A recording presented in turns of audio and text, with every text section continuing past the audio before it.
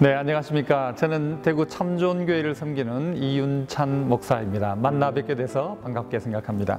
오늘은 룻기 3장 12절부터 18절까지 말씀을 함께 나누도록 하겠습니다. 이에 시어머니가 이르되 내 딸아 이 사건이 어떻게 될지 알기까지 앉아 있으라. 그 사람이 오늘 이 일을 성취하기 전에는 쉬지 아니하리라 하니라.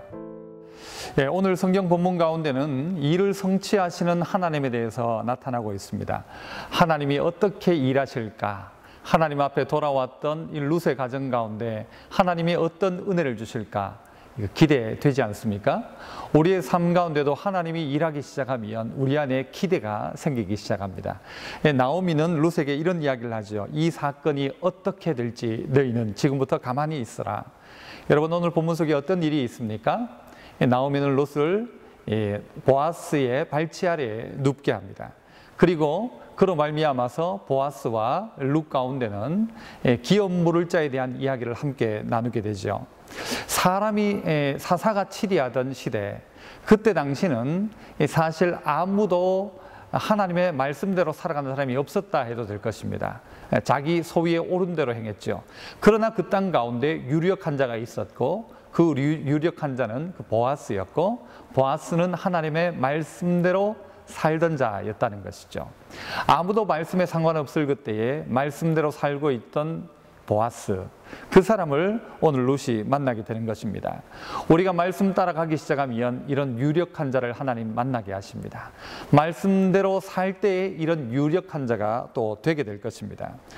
어떤 일에 있어서 손해를 보더라도 하나님의 말씀대로 살아가는 유력한 자 보아스, 사람의 감정 보다가도 하나님의 말씀대로 살아가는 그런 보아스, 아무도 보지 않지만 하나님이 보신다고 생각했던 이 보아스로 말미암아 하나님께서는 일을 진행하고 계시다는 것이죠.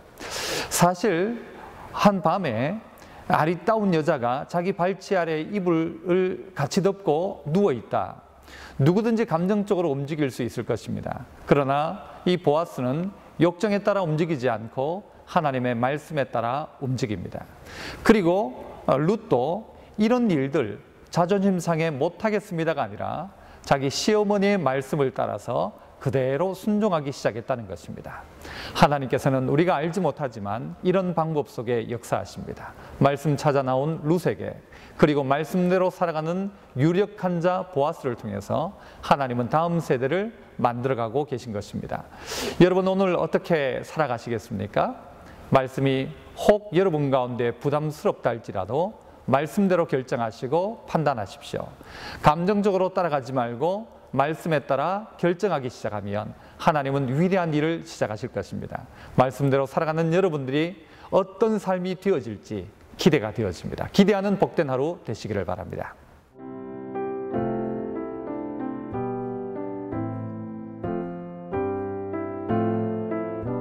특별히 이 시대의 청소년들 가운데도 좌로 우로 치우치지 않게 하시고, 말씀이 그들의 근본이 되게 하시고, 말씀이 그들의 좌우명 되게 하셔서 말씀의 길, 바른 길 걸어감으로 소망 있는 이 민족, 이 땅, 이 청년들 되게 하여 주옵소서. 우리의 모든 삶을 주님 손에 부탁하옵고 친히 말씀으로 우리를 다스려 주옵소서. 예수님 이름으로 기도하옵나이다. 아멘.